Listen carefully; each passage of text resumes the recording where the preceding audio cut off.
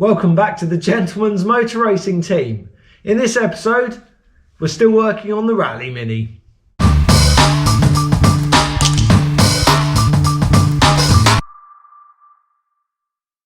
In a previous episode, you saw me weld those captive nuts onto the back seat so I could put those aluminium plates in. Yeah, well, I've added a few more.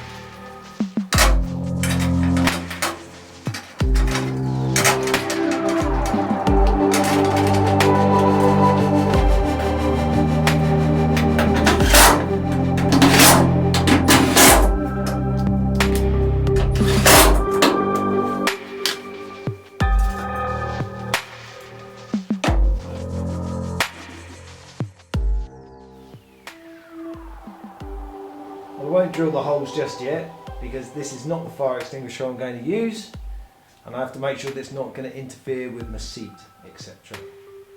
But another job done.